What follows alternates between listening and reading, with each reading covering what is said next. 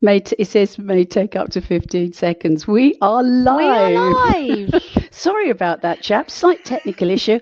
I was wondering how we went live, and Matthew very kindly said, "Have you pressed go live?" So here we are.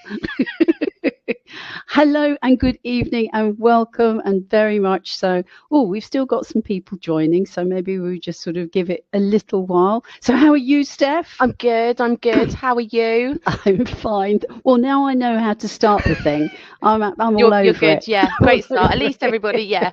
We're live now. That's what matters. And thank you so much for coming back because I know you were really worried about last time and you did I so know. well. But we sort of like, Thank and here you you. are again. I'm back again for the second time. Hopefully, well, I did something right the first time, You so I'm did. back. So I know if I'm not back the third time, we didn't do too well the Said second. So bye. let's see. Yeah, see ya.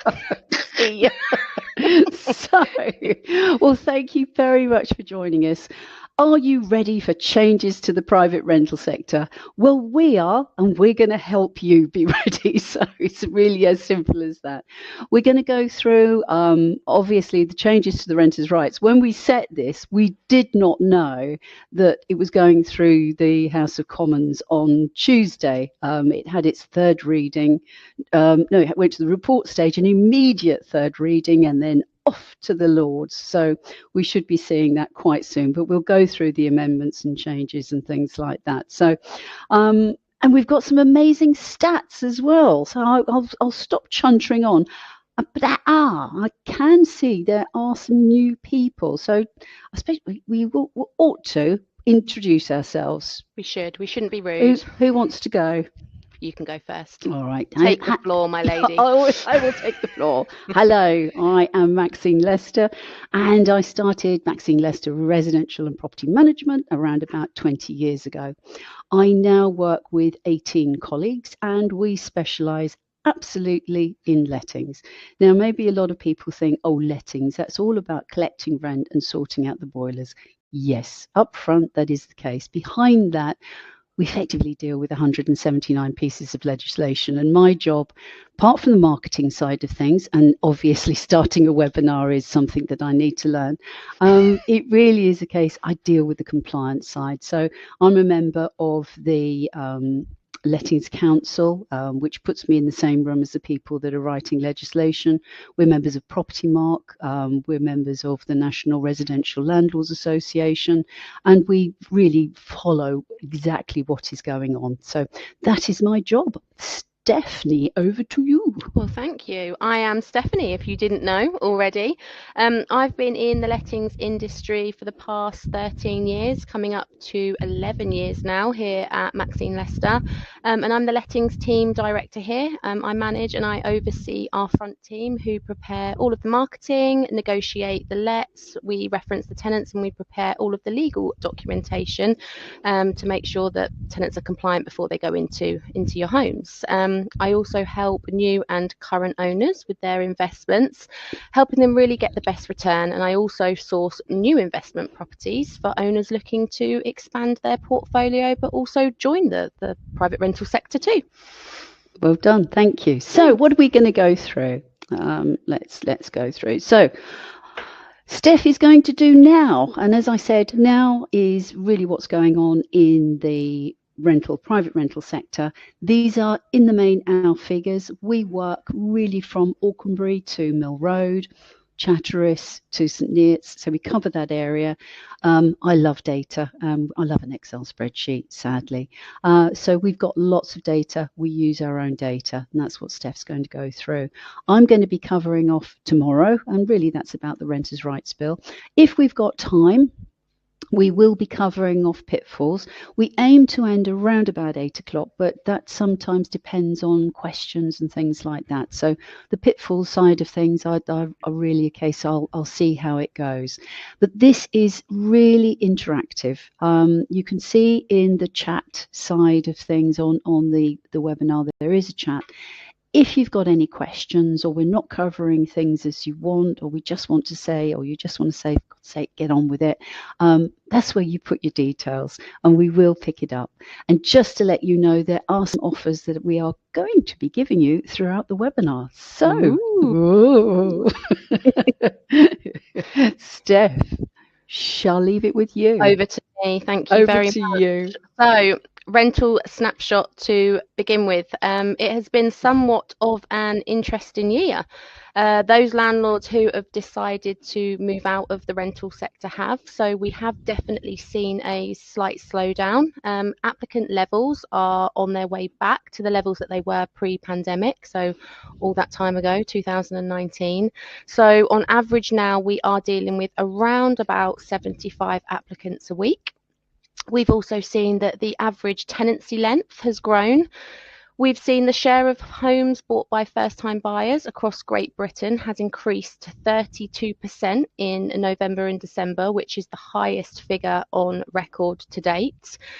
We've noticed most of our residents now are leaving the market because they are buying a property, but it will be very interesting to see what happens come April when the threshold changes change on stamp duty for first-time buyers. And for anyone who doesn't know what's going to happen, from the 1st of April this year, the stamp duty threshold will drop from £425,000 to £300,000, which will mean a lot more first-time buyers will be paying stamp duty on properties, the good old stamp duty.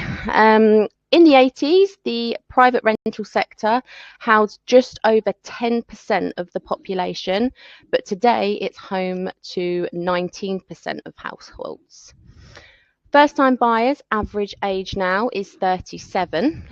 In the 80s, it was more like mid-20s, but obviously people don't want to live at home with their family until they're 37, so people want their own place, and they're coming to the private rental sector. As of 2021 to 2022, there were 4.6 million households in the rental sector. As of 2023, there are 5.4 million households. So it'll be very interesting when we get the 2024 figures to see if that has increased. I am sure it will have. We've heard that Labour are going to, well, they have announced that they want to build a further 1.5 million homes. The Hunts Post have recently reported that planning permission is being pushed through for over 8,000 homes covering Peterborough to Cambridge. Saving for a house deposit as well doesn't seem to be an option for many residents at the moment in the rental sector, because rents are taking 36% of their earnings alone of someone on a gross median pay, and that rises to 46% in London, and that is based off a one-bedroom home. Despite the challenges we face and the ones that are coming up very shortly, the private rental sector has continued, and I am positively sure it's going to continue to meet a range of housing needs. So as we've said, it is interactive, and I do have a question for you all listening already. I would like to know from you, what do you think the biggest challenge is in the rental market today? So if you'd like to answer that, please drop your comments in the box, and of course we will pick them up through this webinar. On to the next slide, please, Max. You got it. Thank you. So, main headlines. What I'm going to cover in the next 20 to 30 minutes, I'm on a timeline as well. Actually, I'm going to set my time limits because I was told I'm not allowed to go over, and I like to waffle. So I'm on a I'm on a time lapse here, so I need to make sure I'm keeping to it. If I do that, that means like, get off. Yeah, Stop get off. Talking. Stop you don't want to listen to me all night. So. What are we covering? What we're going to cover in the next 20 to 30 minutes is we're going to have a look at the landlord market. And what do I mean by landlord market? We are going to have a look at how the rents have changed. We're going to have a look at the job roles and salaries that drive the market. We're also going to have a look into why residents move. So we're going to delve into the finer detail of the reasons why.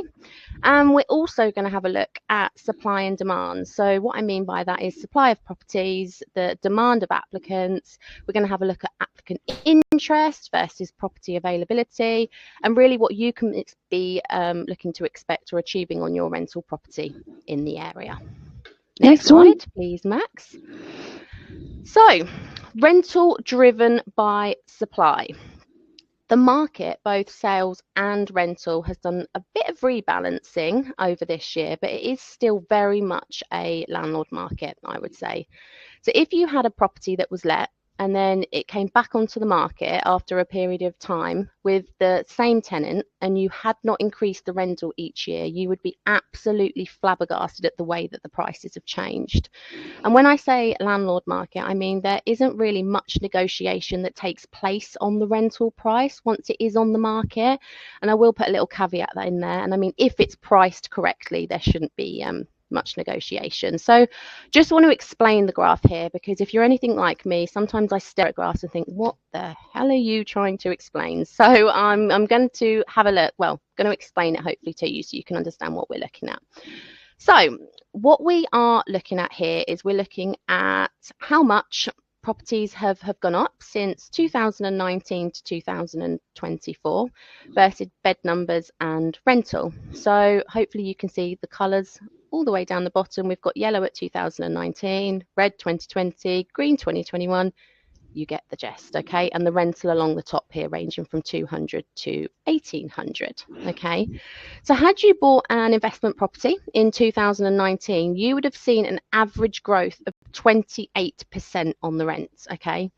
And I know, yep, costs have increased, but as you can see, hopefully from this graph, the income is certainly keeping a pace. So in effect, as landlords, we aren't too worse off.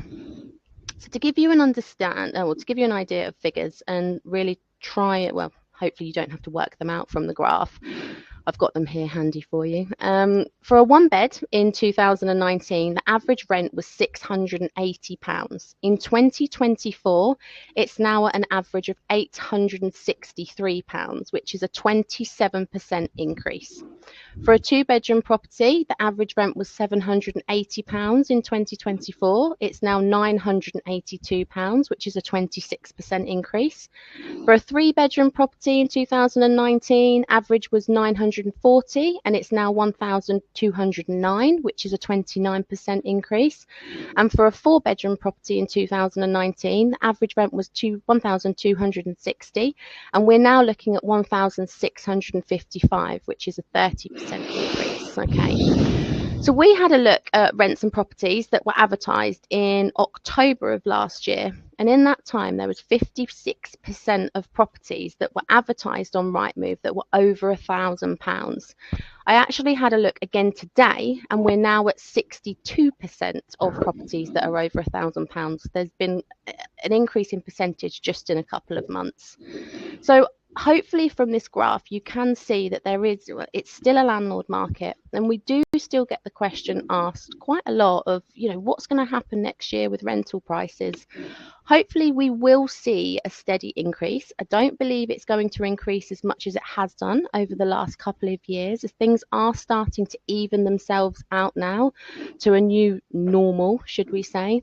And hopefully I'll show you shortly on some graphs, but what we're always told as well is that rents are regulated by a tenant's salary. And that's one of the factors as to why things are starting to rebalance, okay? Rental achieved will always be driven by supply, but it is regulated by salary. So really the message I want you to get out of this graph is, if you're not achieving these 2024 figures on your rental property, you do need to ask yourself why, and you need to be speaking to the experts, who are us. Okay, yeah, you should be achieving things, so you really do need to ask yourself why if you're not. Okay, next slide please, Maxine.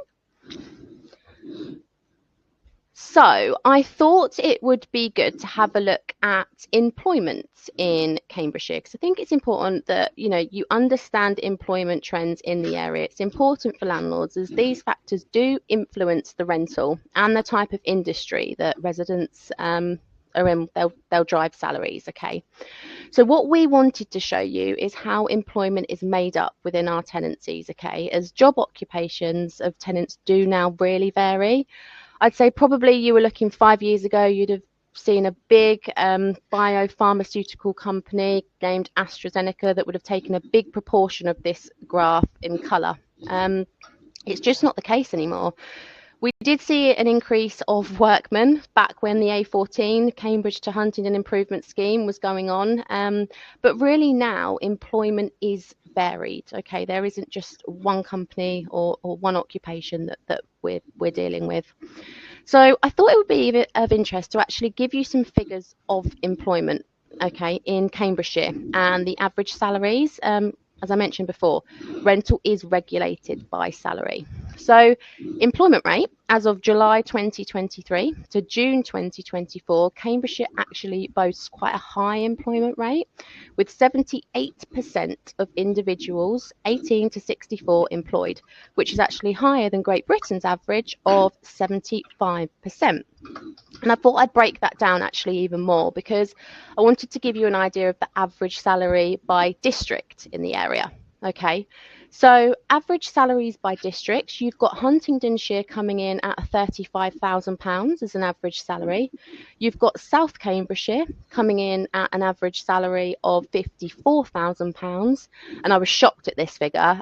Cambridge itself, you have a figure of £72,000 as an average salary of a person. Okay, so the way we actually look at affordability for tenants when they're referenced through us is actually we have to base their income on 2.5 times the annual rent of the property. Okay, and the reason for that is most providers of rent legal protection set the criteria at that. So that's what we need to see in order for the referencing to pass on an employment income level to be able, well, for landlords to be able to take rent legal protection insurance, and that's really across the board.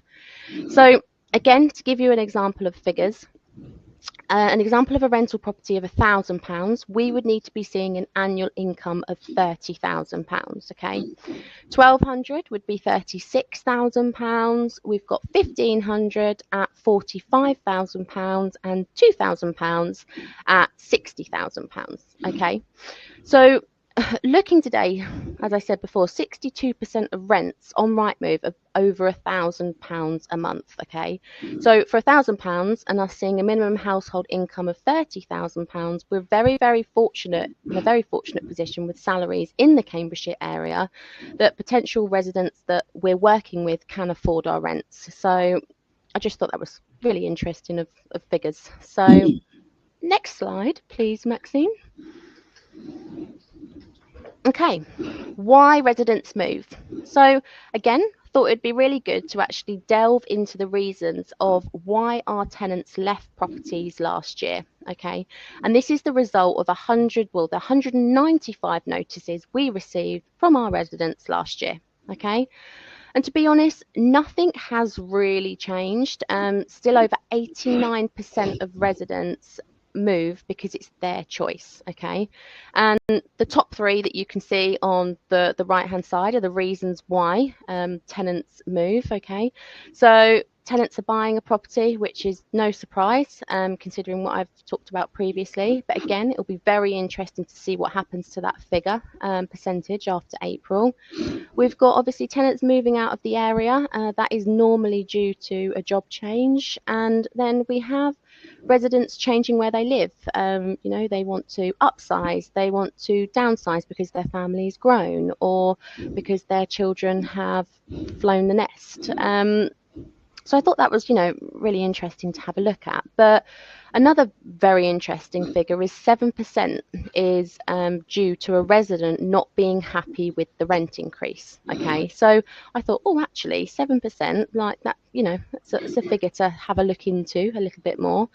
And actually, when we delved into that figure a little bit more, it was because they weren't happy. And the reason they left is because the landlord had outstanding works on the property. Okay, and it's normally where we don't manage the maintenance side of things. So there's no surprise really that the resident does kick back if they're, you know, being proposed a rent increase and they've got maintenance still outstanding on the property. So my advice with that would be, you know, if you are looking to increase your rent, please do make sure that there are no outstanding issues with the property before you do so, because hopefully we will then see that figure reduce because the works are done and the tenant is then happy to pay the rent increase. Okay. Another very interesting figure, 7.7% of cases, residents move out because landlords serve notice. And when I say serve their notice, that's because landlords are serving a Section 21 because their circumstances have changed. Okay, and that's where Maxine's going to talk about in a little bit more detail later about what's going to happen with the abolishment of Section 21s. But I want you to remember that figure, because we have so much scaremongering in the press at the moment that, oh my gosh, what are we going to do when these Section 21s are abolished? We're never going to be able to get tenants out of homes. That isn't the case, which Maxine will go into in a little bit more detail further on. But I just want you to understand the figure. It is only 7.7% that of the figure. It's not going to be awful when the Section 21 is abolished. We're talking about 7.7% of notices. I keep repeating that figure because it's such a small figure. We also haven't noticed a difference in landlords selling properties over the last 5 years either. So again, you see the scaremongering press of all landlords are selling up, they're going. Our figures of landlords selling over the last 5 years have remained the same. So in our case, it's just not happening. Next slide, please, Maxine. Actually, before you go there, I mean, when we were looking at it, those tenants, or we should say residents, because we are residents, yes, yeah, we've got to get it in residents. ahead. Resident.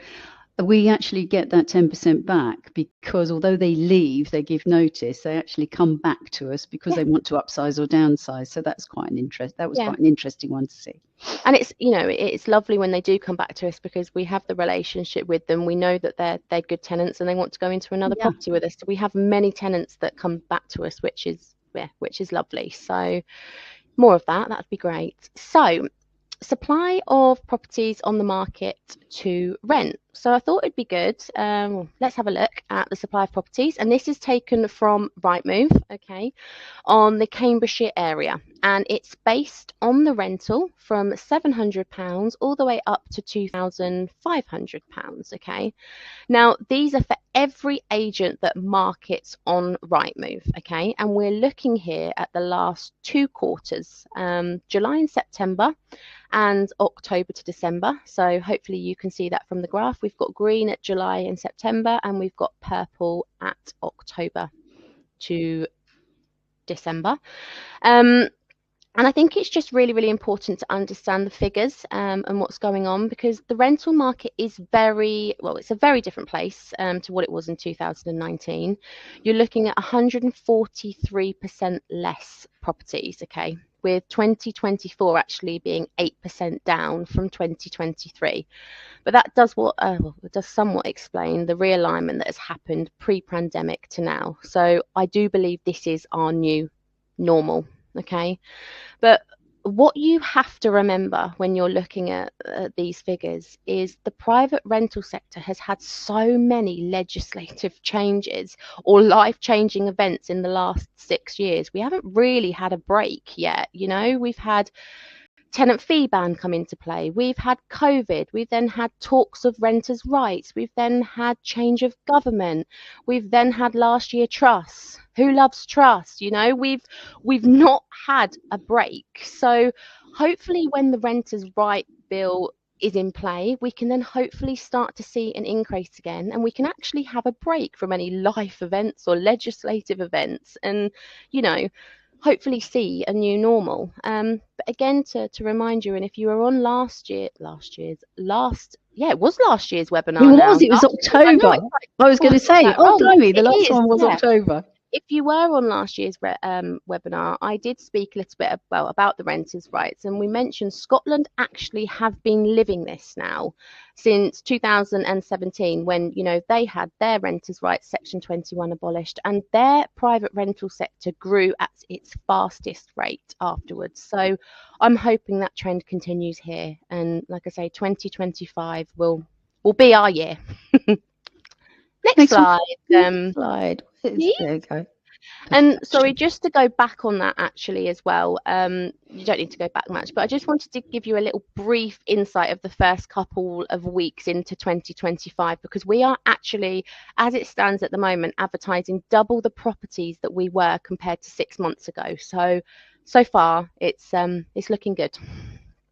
So, thought it would then also be good to have a look at the demand of applicant numbers. Okay, so again, we've produced the same graph with applicant numbers from 2019 to 2024. And what this graph really is just showing you is how applicant demand has changed since 2019. Okay, and if you remember the previous graph, we had the highest number of properties we ever did in 2019. And pre-pandemic, and look at the applicant numbers from 2019. So although there was lots of properties, the applicant numbers were very, very low. So, you know, applicants just weren't there in comparison, you know, going forward to the following years. We've now seen a 108% increase in demand of applicants since 2019, which is huge. But we really saw applicant numbers rise in 2022, as you can see, with the most applicants we had registered coming in 2023. So you might remember 2023 when there was a massive hike in rents, which was just crazy. Market was crazy, and you'd just list a property, and then next day my lovely team would walk into about 70 inquiries for one property, and it was just, yeah, it was mad. It was really becoming unmanageable, to be honest, because we just didn't have the properties to offer compared to the applicants that we had. But what we did notice is, like I say, end of 2024, as you can see, we did start to get a drop. But again, I believe the reason for this and the biggest change was that tenants were buying. So they're no longer in the market. So again, it will be interesting to see them figures come April. Next slide, please. So applicant interest versus property availability. So the last two graphs that I've just been explaining, we've put these together to make it a little bit easier for you to see actually what's happening, properties that are advertising compared to the applicant levels when they're both together. And hopefully everything that I have just explained, you can see actually happen on the points of that graph. Okay. There's no mass exodus. I mean, from this, what I'm trying to say is there is no mass exodus of landlords leaving the market. The same number of landlords have been selling, as I said before, from our figures year on year. You can really see from this graph, and what I want to show you and to get out of this graph is the market is now balancing out, okay? But although it's balancing, which I think is positive, rents have remained in general higher than what they were in 2019. So it's still a great market to be in. Next slide, please, Max. So what you can expect to achieve in 2027 versus CB24, okay? Just to explain this graph, I mean, it's quite self-explanatory, but again, you've got the rentals on the going up the top, 200 to 1800. We've got 1 bed, 2 bed, 3 bed, 4 bed. We've got the green at PE27, and we've got the purple at CB, well, they're CB24, okay? And really, the reason I wanted to show you the graph, it's not the obvious that a 4-bedroom home is achieving more than a 1-bedroom home, is I just want to show you that we understand our figures, okay? So between PE27 and CB24, there's a difference of 6 miles, okay? And the rental prices are different. So what I'm trying to say is if you're looking to buy a property in a particular zone, I can give you a solid price of what I think that you can achieve because I'm confident and we have the exact figures and exact data of comparables, okay? But another reason why we keep these figures is when we carry out rental reviews, when tenants are, properties are coming up for rental reviews, we know that we won't end up at the rent tribunal because we know we're absolutely applying a fair rent and we have the statistics to prove that. To back it up. There is a question, well actually we've got a couple of questions, but one that sort of just reminded me, Harriet, hello, good evening. Good evening, Harriet. Harriet has a 2-bed cluster on Burley Hill and they are getting $850. What can I do to increase my rent? So what I am going to do, Harriet, is something that I'd said, so let me publish that, let me do everything from there. Part of, you're giving your time this evening to get some information. Our part in that and our payback is we will give our time. So if you are interested in booking a half an hour chat with either from, I suppose in some respects, from compliance. We'll go through compliance a little bit later, but if you're interested in, well, what should I be getting for a particular property? As I say, and Julio, thank you very much for asking all the questions, because we have got a ton of data. We only have compared for this evening P27, CB24, because it's, as Steph said, it's 6 miles apart. So you'd think it wouldn't make that much difference, but it really does make a difference. So if you are looking to book a tenancy health check, or you would like a little bit more information, Harriet, now is your chance. If you want to book your tenancy health check now, I'll leave that on for a little bit. Just book it in, and then we will get back to you tomorrow. So I don't know, presumably if I go next, I'm not sure what everybody sees. I wonder whether that's the tenancy health check. I'm going to remove the offer now. We will be putting this back a little bit later. So if it's something you're interested in, next time I put it on, don't forget to click and book an offer, book some time. And if everybody can let us know in the chat if you can see the offer, that would be really good, because my end, I can't see it, but I don't know if other people can see it, so that would be Oh, well, great. Harriet said that would be brilliant. So hopefully we've got Harriet. It's Julio working. said noted, thanks for the offer. So brilliant. Okay, that's good. At least we know. But if you can let us know if you can see it. Oh, brilliant, can see and booked a slot. Fantastic, brilliant. Thank you, everybody. I'm glad it's working. Okay. So to conclude, my slides is really the market is balancing out, which I believe is a positive thing. I believe rental has reached a new normal. The market is still very buoyant for the right price and property. In future, we are predicting now renewal rents will probably increase 3 to 5%. And really still, if you are looking to invest in a property, there are some great properties to invest into. Really, you've got Cambridge South train station set to open this year next to Cambridge Biomedical Campus. As I mentioned at the start, you've got the Hunts Post that reported that planning permission is being pushed through for over 8,000 homes from Peterborough to Cambridge. You've got your developments in Northstowe, Alconbury, Waterbeach and St Neots, which are amongst the largest ones that will contribute to those targets. So yeah, it's a great area, and there's lots still going on. Okay. So actually, shall we answer some questions now? Because there are a couple. Carol, hello, Carol. You were on there. Carol said probably the applicant numbers rose in line with the general population increase. That's a really good thought. Only thing, we had 108% increase at some stage. There was something else going on, and I'm not sure. Well, we know people were looking. Stephen, we'll come back to you on that Scotland rental price. There's something I'll show you a little bit later, so maybe that will help. Harriet, hopefully we've asked there. Predictions for the year. I think you covered that. Nathan, hello, Nathan. I think, like I say, predictions on the year of people looking, as I said, January already, the first few weeks of January, we are registering on average of about 75 applicants a week. So the numbers are back up there. And this time we've got the properties as well. So hopefully it's going to be a match made in heaven for 2025. And Tim, hello, Tim. Good to see you there. Hi, Tim. Will rent increase be capped 3% in the new bill?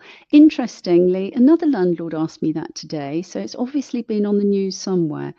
Rent increases will not be capped at all. They will go in line with market rents. I'm not sure where this is coming from. I haven't seen it myself, but as I say, you are the second person to actually bring it up, so obviously it is out there. Rents will go in line. The rent tribunal, the first tier rent tribunal, will be, I suppose in some respects, tenants have the right, as they have now, so there's no difference with regard to legislation to where to go, is the fact that they can go to the first tier to query rents. We actually had our first one, well, we've had 2 in 20 years where people have gone to the rent tribunal. We won both of them. And the reason being, as Steph said, we've got all the facts and figures. We can show people what the rents are. So when we're actually proposing new rents, to be perfectly honest, with rents, it depends what you're looking at. With renewal of rents with people in the property, we go through a huge amount of work. We first of all look at what the market is now for a property in pristine condition. We then go back to the property management team and say, what's this property like? We look at the length of the tenancy. We look at what happened last year, because if we're saying, look, this is well below market rate, but the tenant really nice resident kicked off last year, and the main thing is to keep your resident. So therefore, don't, from that point of view, rents are not being capped. They certainly were in Scotland. They are having a horrid time in Scotland, and they've got a lot of subletting going on in Scotland. I think everybody has learnt by that. But the housing minister, Matthew Pennycook, has absolutely said we are not going to put rent controls in or rent caps. I thought what might be actually an idea as well, because we keep saying tenant resident. Oh, no, we mean resident rather than tenant, just to explain to people what we're actually talking about. So obviously before it was always known as landlords and tenants, and we found tenants actually, it came across quite harsh, to be honest. They're paying rent, they're living in the property, they're keeping it as their own. They are the resident, they're not the tenant. So, and we've found actually better from if we're speaking to residents now, they much prefer and so much better conversations than naming them a tenant instead. So that's the reason what we're doing. But it's so hard to change behaviour when that's all you've known for so many years. We are just now we've got to do it. We've got to do it. So that's why we keep okay. And Nathan, I so agree with you. It's important to increase every year, even if it's a little bit. It's important to actually just show it's inflation, so that we're effectively there. And thank Vicky, you, Anne. I'm glad you think it's a much nicer term. Vicky's also put, does the media impact landlord and tenant resident? Thank you, Vicky. Vicky's there now as well. It's lovely. Impact, residents' behaviour positively or negatively? I think from a resident point of view, it's not really out there. It's not affecting people. People will come up with certain things, and I'll go into pets and that later. But it really is a case, it's the landlords that are looking at this at the moment, because the media is getting some fantastic clickbaits by saying, you will never be able to get your tenant out of your home. Rubbish. So. And Rob Norfolk, good evening, Rob, has put, what do you call landlords? Rob, we haven't left you out. We have changed. Well, we're changing the landlord name as well. That is harder as well. And we like to call our landlords now, or should I say owners, because they own the property. So our new terms are owners and residents. And you'll see how much we get it wrong during this evening. So on for me then, the Renters' Rights Bill. Oh my God, I am so glad this is nearly over the road. This started in 2019. I have been following it on a day-to-day basis all of that time. It almost got over the line just before the last government left. There were huge amounts of changes all the way through it. Labour picked it up, renamed it. It was the Renters' Reform Bill, made it the Renters' Rights Bill. Oh, amazing. Then you knew that it was going to be pushed through. There are changes ahead, and I will go into those changes. Lots have been put out by the media as very negative. From our point of view, what we can see that, yes, there are legislative changes. You'd mentioned, Lynn, you were worried about tenant rights and new laws. To be perfectly honest, tenant rights haven't changed. The new laws, in some respects, have already been there. It's just going to be a different way of doing things. So let me sort of explain on there. So why has this happened? As Steph said, there are 11 million people in the private rented sector. There are a lot of votes at hand. It really is aimed at rogue landlords. Now, owners, there you go. Oh my God. You might say, oh yeah, well, you don't deal with anyone like that. No, we don't. But yes, we do come across. A couple of years ago, I went into a property. Coming into the living room, there was a hole in the living room floor. And I said quite politely, well, when are you going to fix the floor? And I got the answer back, it's big enough they can walk around. We don't work with that landlord. That landlord owner is the type of person that I would say is an absolute rogue, because we saw that property go on open rent. It was well below market rate.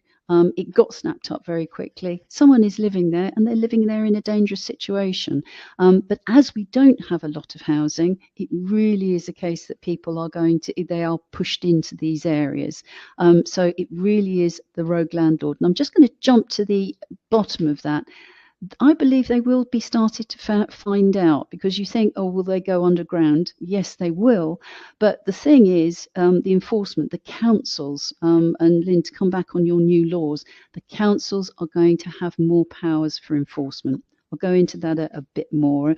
As I said, the media will get clickbait. They want you to click on whatever they put up there. And if they say you can never get your property back, you're going to go, oh my God, I've got to read that. It's all manageable. It's change, but it is all manageable from what we've actually seen. And it is really down to understanding the law. On Monday, the amendments were actually printed, 40 pages of amendments. God, it's boring.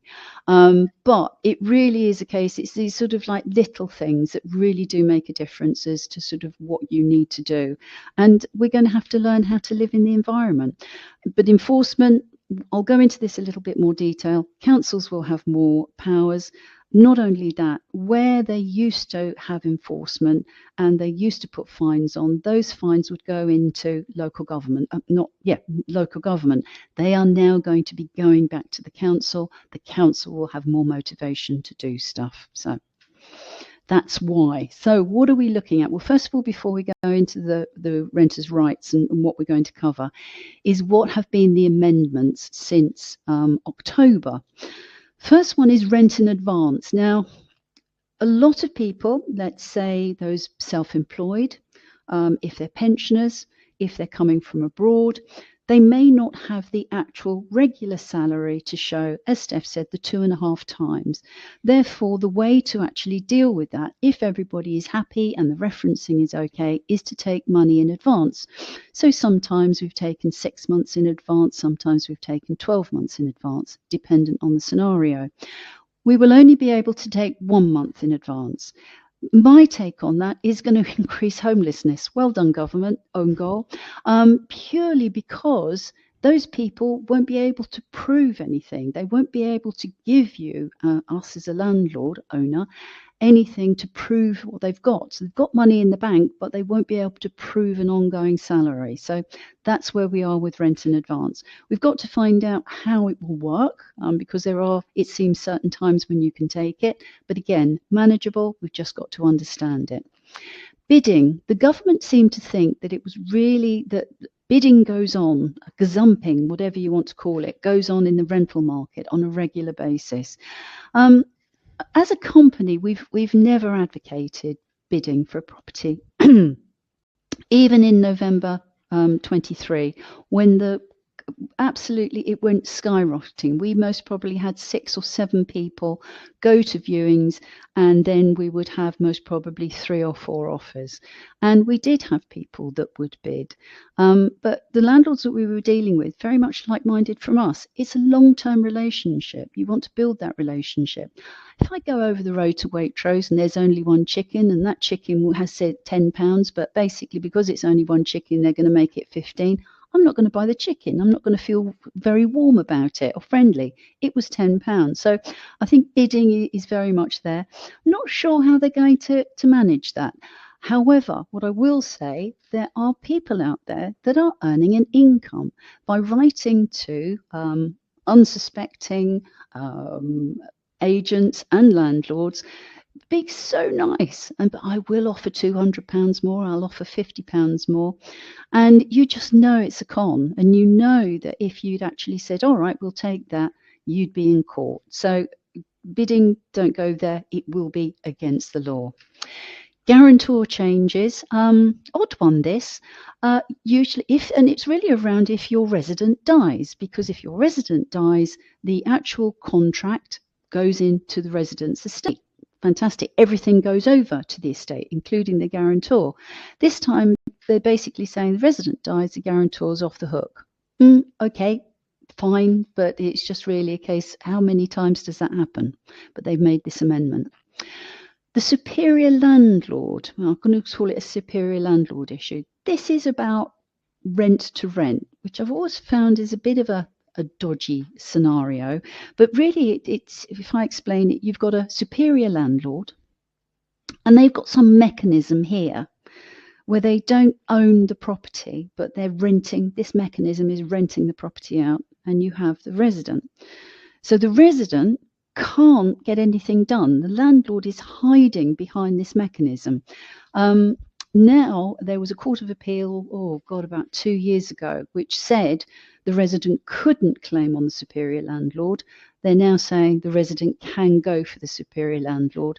So if anyone's trying to be tricksy by having this middle mechanism, it's going to be disappearing. And HMO licensing. I'll talk about licensing a little bit more in detail a little later. What they've brought in is really by saying that just because you've got a property and you didn't know that there were more tenants in the residents in the property than you thought, that's basically you can't be judged, you can't not be fined because of that. You've got to make absolutely clear what's going on, how it's going on. You've got to basically be doing something about it. You can't just accept it. Landlords recently got fined £7,000 for not having a license in an area, and they said, I didn't know I had to have a license. Judge said that's not a defence in any way, shape or form. So HMO licensing, it's really a case it's your responsibility to find out what is there. They are the main amendments. We've had 2 questions that have come in. We've had one from Gary. Good evening, Gary. Would taking rent in advance affect my legal and rent protection policy with the upcoming changes? Very good question. Very good. Do you want to do that? Shall I do it? You can do that. At the moment, no, but it will always depend on your policy. So you need to understand your policy. You need to understand what your underwriters want. That's why we deal with Rob at One Broker, because we have someone that we can actually talk to who talks to the underwriter. When we're talking with people like Direct Line, Aviva, oh God, it's this big scenario. So we tend to say small, little, deal with the people that can actually give us the answers.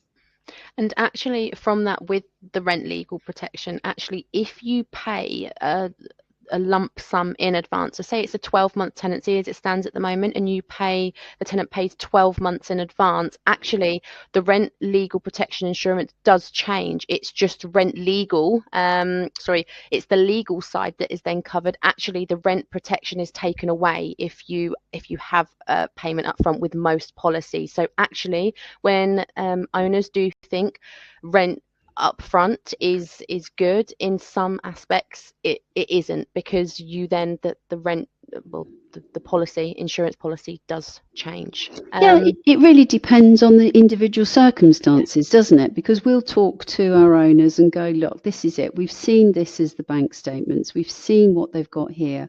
We've got past details. We look on Facebook. We look on LinkedIn. We know that, so I suppose in some respects we're trolling people sometimes, but you're getting a really good view of, are we dealing with a John Smith or are we dealing with Jekyll and Hyde? Yeah. That's what we've got to do. And therefore, when someone comes and say they'll offer amazing amounts of money, I think in some respects that's an alarm bell that, cannabis farm coming. Yeah, exactly. We've had quite a lot of questions coming in. This is great. Sydney said, good evening, Sydney. Hello, what Sydney. is the private rental sector register? Will landlords be automatically registered through land registry records? I'll cover it a little bit later in more detail. The answer is no, you will have to register, and if you don't register, there will be a fine. Of course there will be. They're not going to make it simple for you, Sydney. If they're not going to automatically do it. That's another fine that they can bring in if you don't. So yeah. But we are there again from our point of view. So we follow. It's procedure. It's manageable. We can actually get that sorted out. So that's not there. We've also had Laura come in. Good evening, Laura. What is HMO licensing, and does that mean all your landlords need a license? No, it depends on the area. An HMO is a house of multiple occupancy.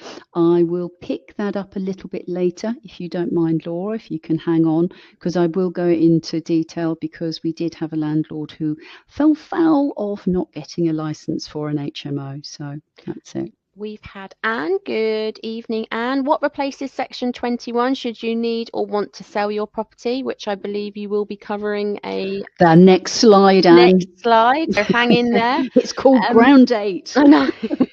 And Mary, good evening. Mary has said, how much will the property portal be? We have no idea at the moment. These are very much a case that this will be sort of what's going on, introducing a property portal. So it's really a case, these are the things we're going to be finding out. Yeah, of course there'll be a cost though. And we've got another question from Katia. Good evening. Will existing assured short hold tenancies still hold after the bill, or will we have to make new contracts? The talk is that the assured short hold tenancies will be turned into an assured tenancy. Again, there's been no detail of how it's going to happen. If you look on most of your mortgage rules, it says you've got to have an AST. So there's quite a bit of legislation that they've got to change to do that, but you can see the road that they want to go.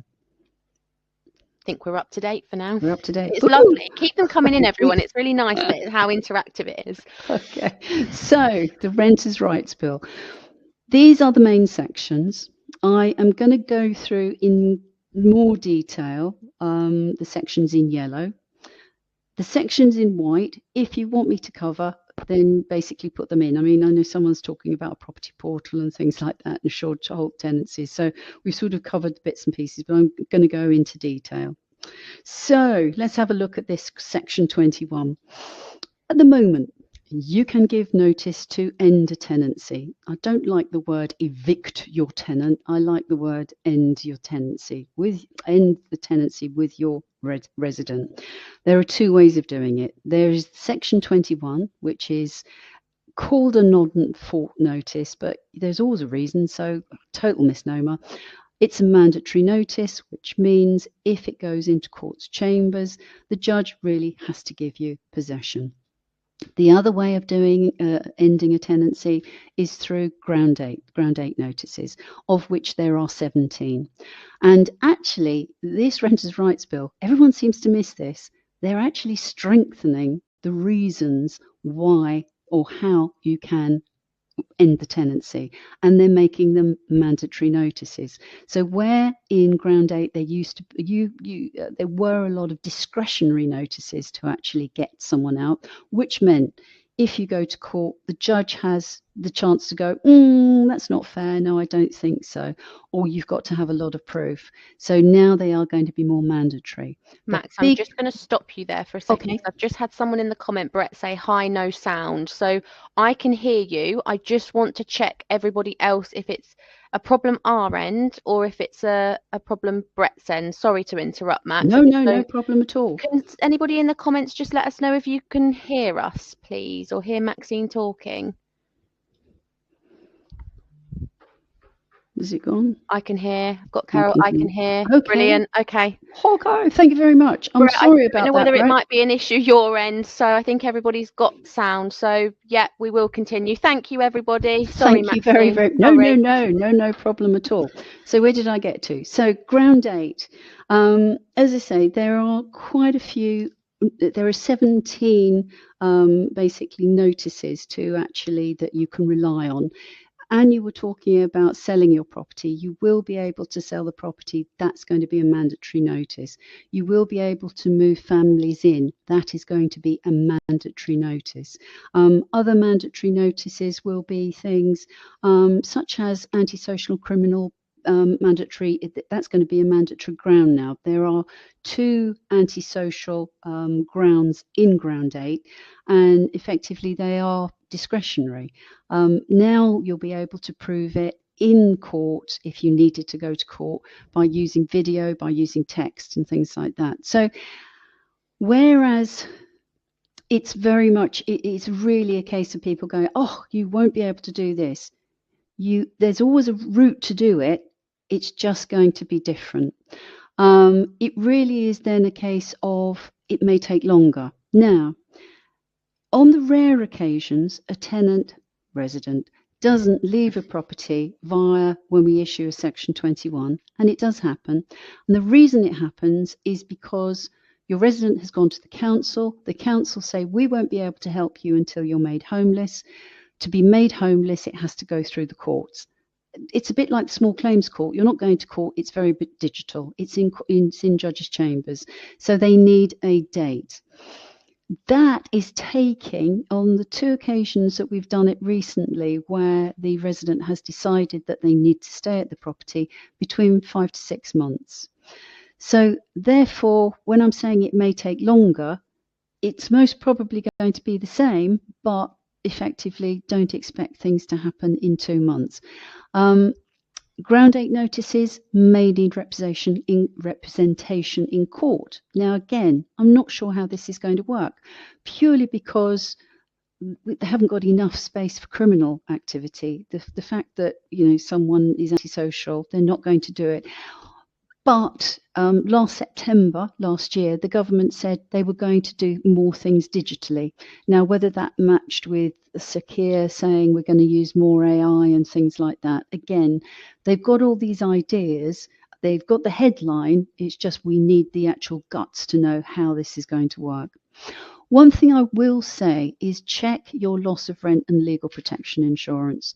I'm going to mention Direct Line again, because landlords got caught out quite recently because they thought they had rent protection.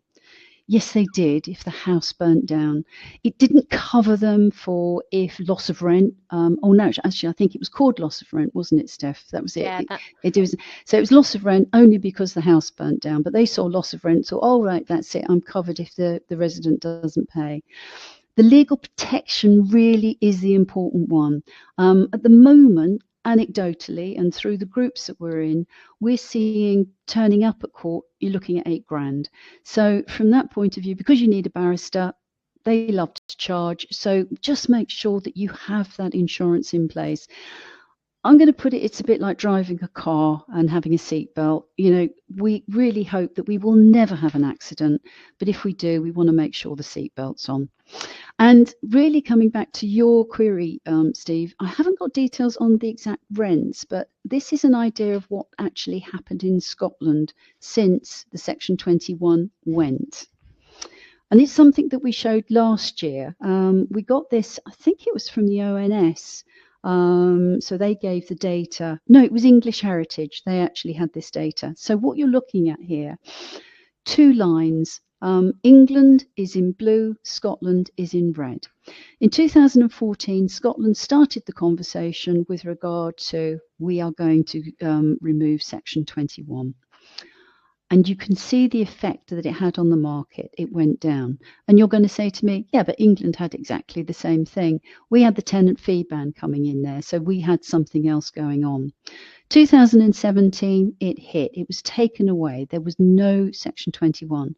You can see how the market has grown since 2019.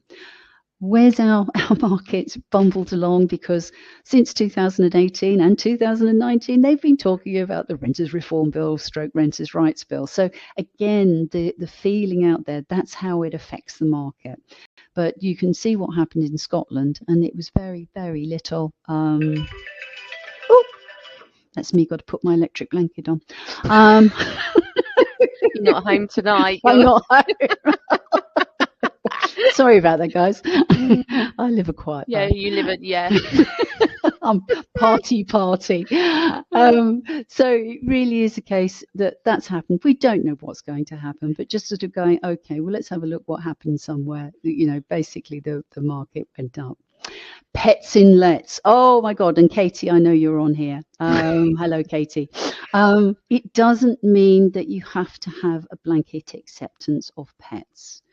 What it means is that you have to have a valid reason. Now, it could be that your superior landlord is saying that you can't. So if you've got a leasehold property, you can't have a pet in. If you've got a small garden and someone wants to bring in the Alsatian and a Rottweiler, it's not appropriate. But it doesn't mean a blanket acceptance. What everybody seems to be missing is the fact that they're going to change the tenant fee ban 2019 to allow you to charge for pet insurance. So whereas at the moment what we do, because we couldn't increase the deposit, we basically increase the rent, which caused people to pay more rent. Well done, government. Yay, home ground again. Basically, you can charge for pet insurance, which will give you the cover. But as I say, you need a valid reason.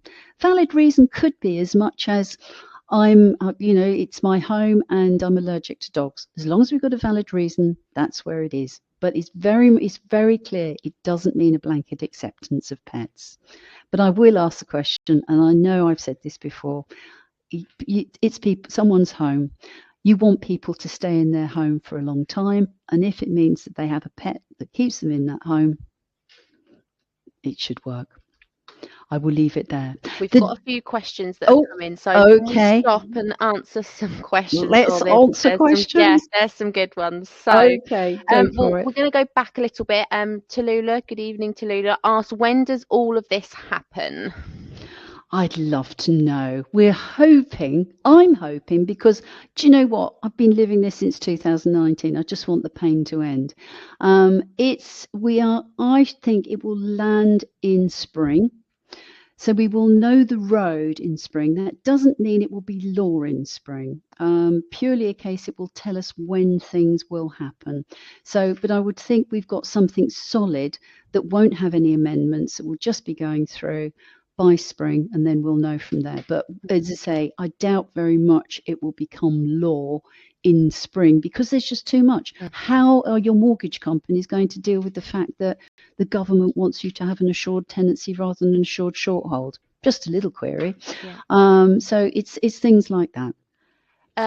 H. Turley, good evening. I need to move family into my rental property in mid-July. Will this be before Section 21 is abolished?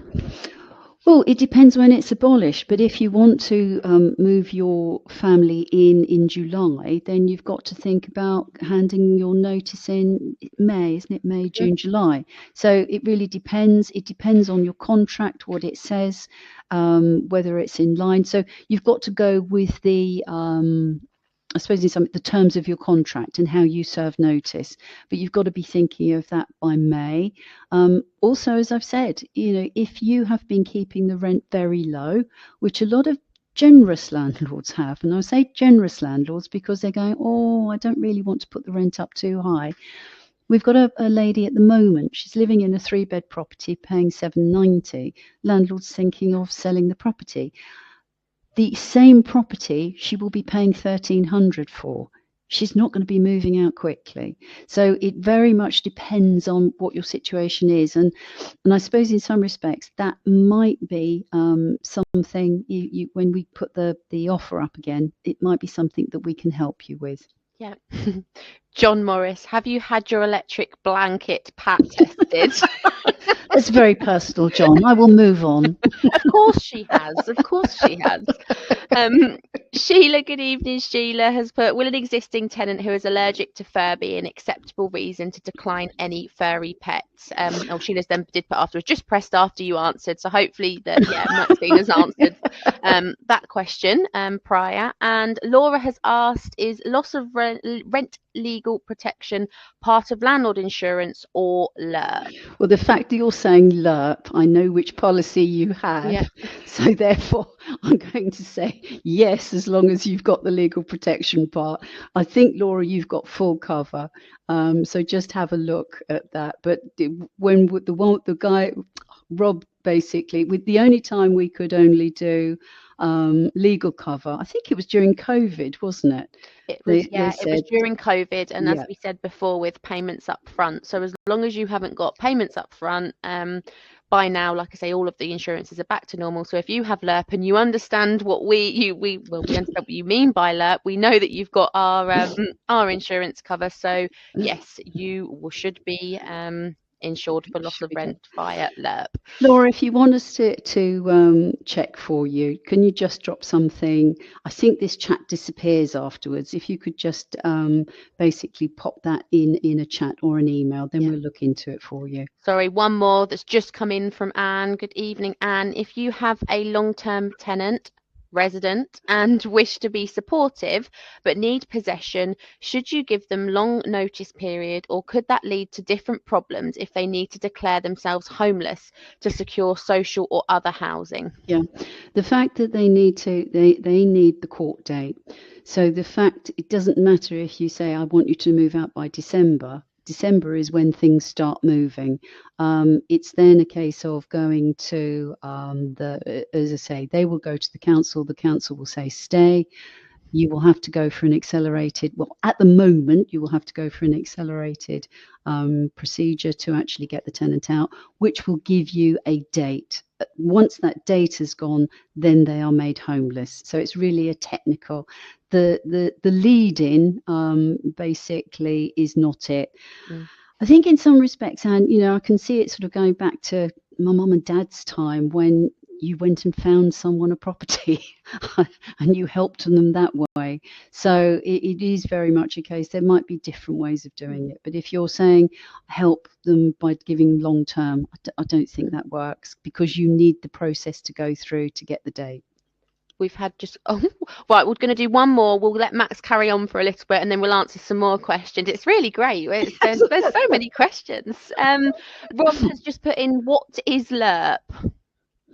Landlord, and you've got to help me here because I'm terrible on these things. LERP is it's our little slang word that we use for rent legal protection insurance, Rob. So what it basically stands for is rent legal protection insurance. It's just our slang in our office as what we call it. Thank you. We don't use slang. But yeah, rent legal protection ladies. Insurance.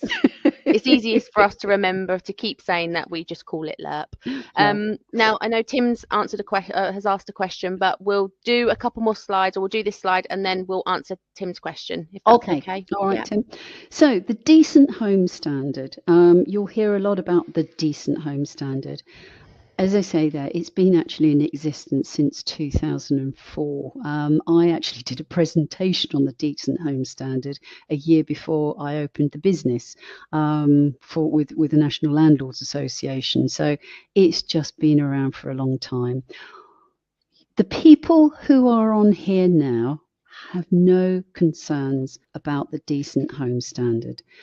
The chap with a hole in the living room floor, he's got a problem.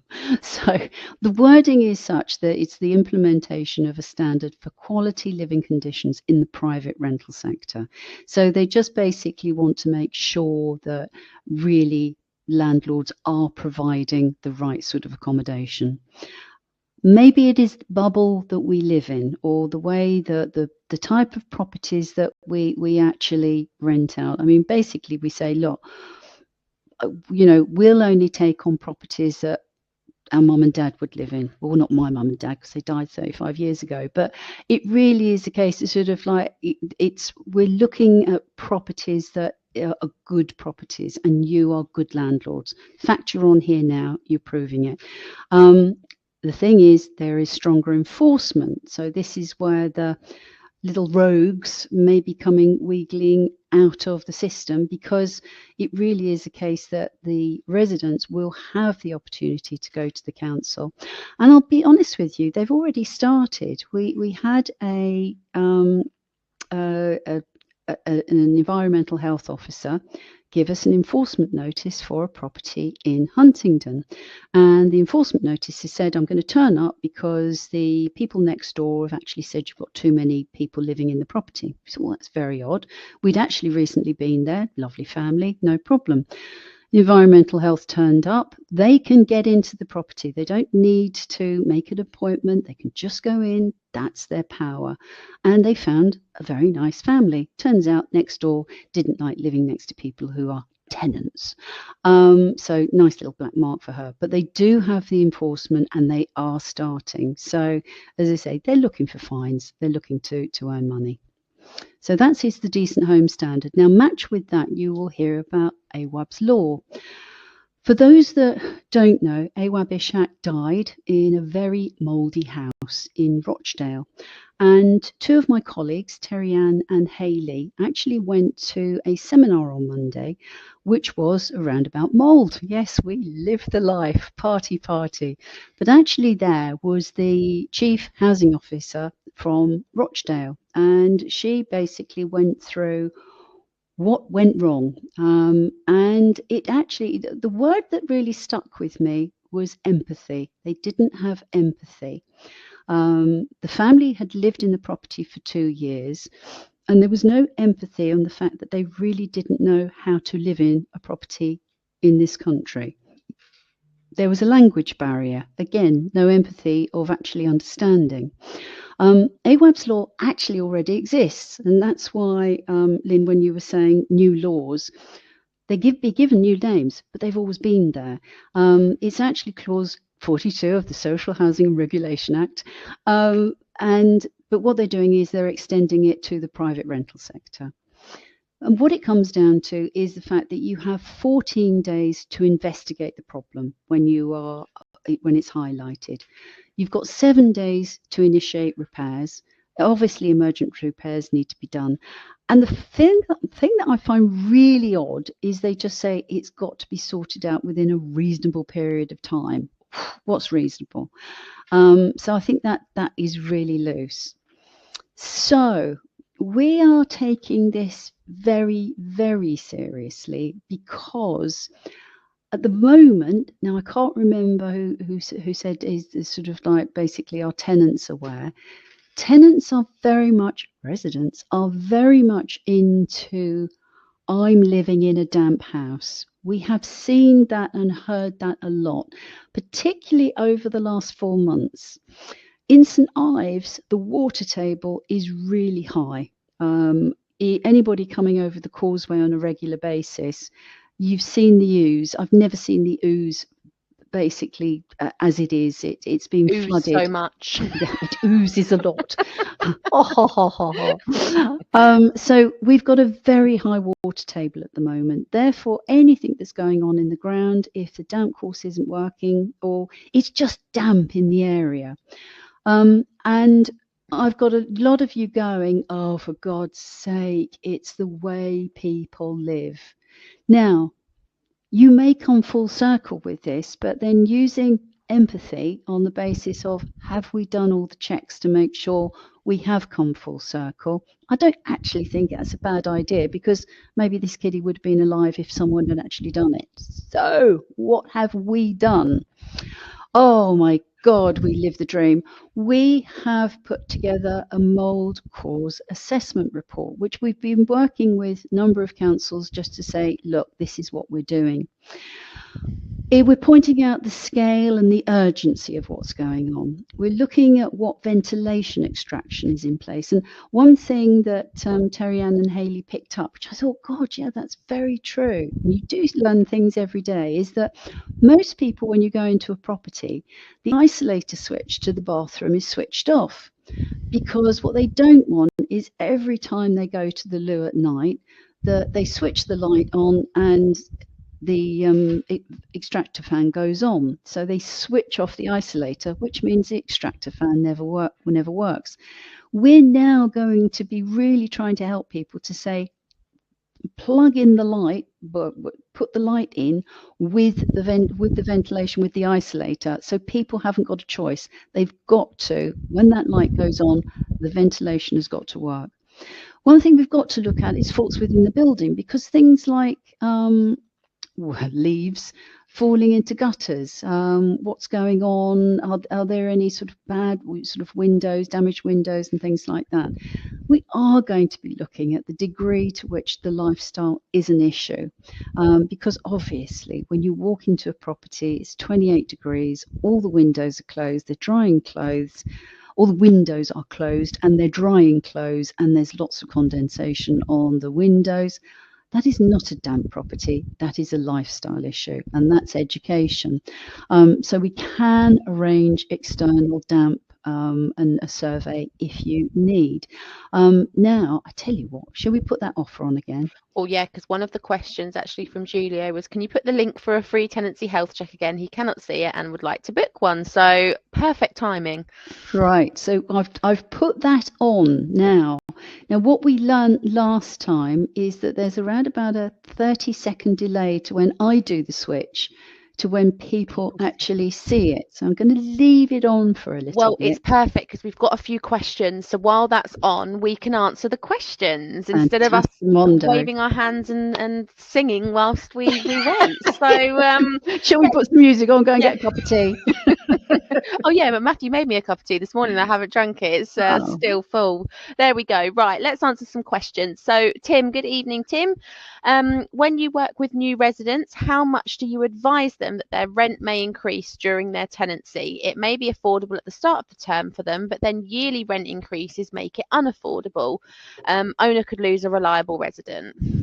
Tim, very good point. Yeah, but what you, yes, the rents will go up. There is a clause in the tenancy agreement which says the rents will be reviewed. It doesn't mean that they will be going up. It will be reviewed. Salaries are going up. Steph mentioned the figures that we've got from the ONS with regard to salaries. People have salary increases. Obviously, when we get to the stage of putting forward a rent increase, if someone says they are in difficulty or something like that, we would come back to you. It is not a case of, right, we are going to put the rent up, you must pay it. As a landlord, I want a long-term tenant, resident even. And so it's really not a case of this is what we're doing. It's a negotiation. But the fact is, your costs are going up. I think Cliff put something that's sort of like profits are going down. If you don't keep in line with what's going on, yes, your profits will go down. You've got to make sure that everything is moving forward in the right direction. We've had quite a few people that have said they can't see the link. So before we answer the other question, I just thought it might be worth, because if not, we will be singing and jazz handing. So maybe it's because I didn't press publish. Can't get the staff, honestly. I know. You put me on the technical side, like, are you mad? We'll get there. Oh, it's just come up. Fantastic. Sorry about that. Brilliant. Thank you, everybody. We've got one last question from Mark. Good evening, Mark. He has said, this sounds really complicated. How are you going to handle it? What are we talking about? Really, I think this was complicated. We were going through the Decent Home Standard. We were looking at AWAB's law. So I think it was from them slides how, like I say, everything that's going to be coming on sounds very complicated. What are we doing to handle it? Maybe, Mark, it might be an idea to just find out what you feel is complicated. I'm not being... AWAB's law. AWAB's law already exists. So it's a case that we've been living it for the last 5 years. Not AWAB's law, but when we've been looking at damp, we've been changing the type of visits that we carry out. They're now more safety compliance visits, they're more detailed. We've been looking at this for years. In February, we're going to get some films together, which actually AI will transfer into different languages, but just explaining to people what it's like if you're coming from a very hot country to England, which is a little bit damp and cold, and particularly this time of year.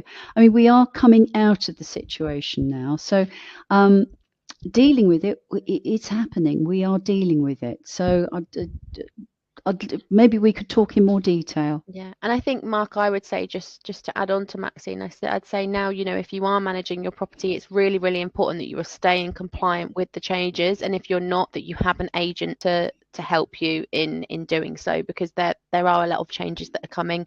If you're not compliant, as Maxine said before, there are many fines that are going to be happening, and the council will have a deep pleasure in giving you them. So just make sure you're up to date, and if you are unsure, make sure that you're using an agent. That would be my advice. Erica, just will answer one more question, and then hopefully that's enough time for people to be able to click the link if they want to. Erica, good evening, Erica.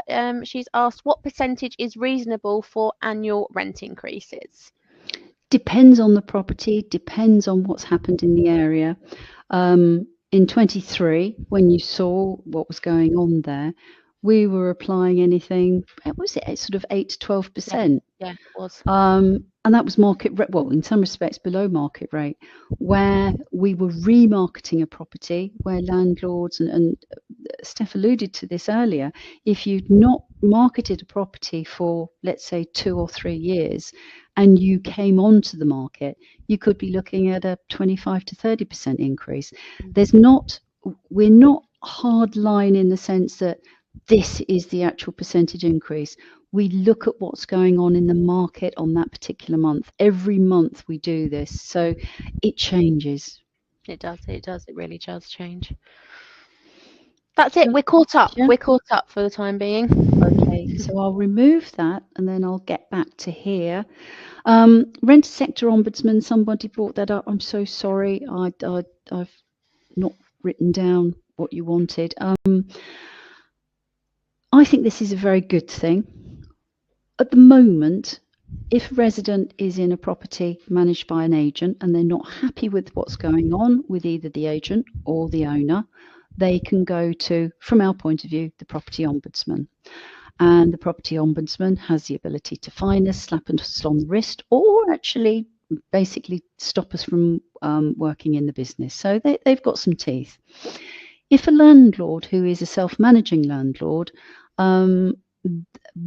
at the moment, if a resident has a problem with that person, they have nowhere to go. So the idea is that there will be a rented sector ombudsman for everybody, and everybody will need to register. The redress will give tenants the opportunity to go to court. They're giving them more teeth.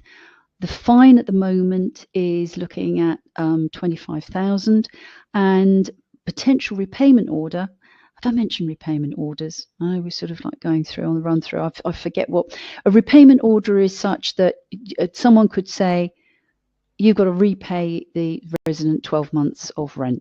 There are repayment orders going on. So it's that type of thing.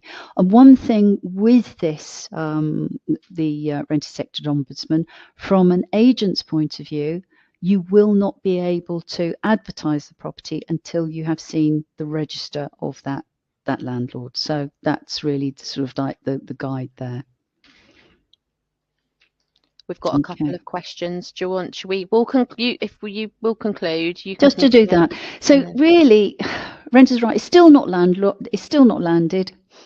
Hopefully, it's spring. It's very manageable, and as I say, just different. And actually, no one likes change. We all like to know what is going on. But the fact is, from our point of view, we are in with the people and make sure that we know what is going on, so we understand, so that we can give the right guidance. It's why we come on and do these webinars. They're free. We want to make sure that you're doing the right thing. So that is the end of the Renters' Rights Bill roundup. So we have got a few questions. We've had Sheila that's come in. Sheila's asked two. So while we're on Sheila, we'll do both of them. Sheila's asked, do you visit properties to do rental valuations? Yes, we do. Sheila, if you wanted to get in touch so we can find out a little bit more detail, if you haven't clicked the link, drop us an email if you've clicked the link, and we can obviously talk further to see where we can help you. Sheila's also asked, how do I register with the Ombudsman? Well, when it exists, we'll tell you. Yeah. At the moment, this is very much a case that as soon as it's there, we'll be able to tell you because we will have the information first. Yeah. Roger, good evening. Roger Hello, has Roger. asked, what return on investment are your new landlords expecting, please? It's going to be dependent on what you buy. We are about to effectively, we found a property for a landlord with a tenant in situ. It is a leasehold, which most people go, oh, because there's service charge. That landlord, I think, is going to be ending up with a 6.7% return. New landlords in this area, I think you're looking at, if you're not looking below 5%, you're not buying well. Yeah. So let's look at that. Agreed. And then we've had Vicky that has asked, what classes as redress?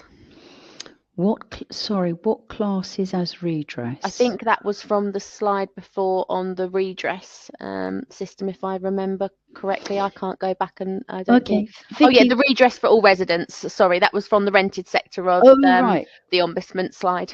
Redress means that they can have a pop. I Yeah. mean, it's sort of like in some respects, they can basically go to the council. They have somewhere to go. At the moment, as I say, redress is for only residents with an agent, so they can go through the agent. They will go through our complaints procedure. If they're not happy with that, then we pass them over to the ombudsman. Yeah. Whereas now, when this comes into play, it will be any resident in a rental property, even if it's not managed, they will have somewhere to go. So it will bring out the rogue landlords, as we say. So it's actually near enough 8 o'clock. As I said, there was another section I was going to cover, which I'm not going to cover, which was the common mistakes.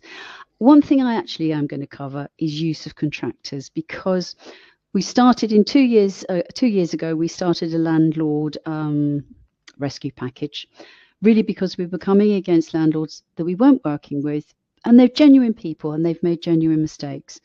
With regard to contractors, it is so important that you actually understand what you are doing when you give works to your contractors.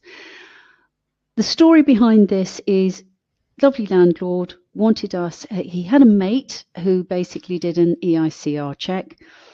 That is, but he couldn't sign it off because he wasn't, basically didn't have accreditation for signing off. He asked us to sign it off. We said, we can't, you've got to, and we can't get an electrician to check another electrician's work. They've got to do the whole thing. He didn't want that. No problem at all. 3 months later, he came back to us and said, oh, I've got a bit of a problem. I need to move back into the property, but I've been told that I need to have an EICR. Yes, you do, and you need to have served it. And basically, it was a case that when we got our electrician to actually go there, there were 2 Category 1 issues. That house could have burnt down. One, he wouldn't have been moving back into it, but 2, his tenants could have died in there. So the legislation behind that, and the fact that he'd actually put his tenants at risk, really on the basis that he trusted his mate. Be aware that when you set up a works order with your contractors, you've got to understand their registration. You've got to understand their insurance cover. We had a roofer come to us, and when we looked at his insurance cover, he wasn't covered for going up a ladder. I don't know how he was going to do the roofing. They've got to have appropriate accreditations for their work. They've got to meet the health and safety requirements for their work, i.e., are you allowed to go up a ladder? Do you know how to put a ladder? Do you know how to distance the ladder? Because if you set up a works order with a roofer and they don't have the correct accreditations and they fall off a ladder, that's down to you. They've got to follow data protection requirements. They have your data as well as your tenants' data. Resident. If they've broken GDPR, fine. Trained to the standards of conduct within a resident's home. I've been in a resident's home where the chap was inappropriate to the lady there. It wasn't one of our contractors, because I had to tell you, he would have been out on his ear. It was appalling. We've also had contractors turn up and gone into a house where children are there. inappropriate, they need to understand, because the liability comes back to you. And they've got to keep accurate records of communications with residents to prove you've acted properly and to prove that you've done the work. We've most probably had around about 5 inquiries like this, or picked up 5 things. This is something you need to be aware of. People deal with their friends. I understand why you deal with your friends. Deal with your friends, but understand that it is your liability. So that's at 8 o'clock. So I am now going to skip everything and basically say, oh, it doesn't move fast, does it? It's lagging now. It knows it's 8 o'clock. We've had our time. It's lagging. So I don't think there are any more questions. Is that right? No, there hasn't been any more that's coming in. We've had a good response of people coming back to say it's been really helpful, reassuring, and that we provide an excellent service. Thank you. Good. Anne, Elise, thank you very much. Yeah, all very interesting, and thank you. Actually, and I haven't upset Katie by talking about pets. Thank you, Katie. I love you. No. And thank you, everybody, for your time as well, listening to us. So next webinar will be the 1st of May, and I will be joined by Kate Faulkner, OBE. Now, if anyone's been to our seminars, you will know that Kate is everything property. We have some amazing discussions about the facts and figures of ONS and whether we're balancing out things like that. But she is an absolute property guru. She goes on the TV, blah, blah, blah, world famous property. So she will be there to talk about the rental market and what's going on locally. She will have far more in-depth detail than we've got. So thank you very much for the evening. It's been great, actually. It has. It's been lovely. Thank you, everybody. And hopefully we'll be talking to you all anyway, because you've booked a link for a compliance check. So we'll be talking further. So now I've got to learn how to end this. So I'm going to say so yeah, everyone just go. We might be on here for another 10 minutes. So yeah, good evening. Have a lovely evening, everybody, and thank you.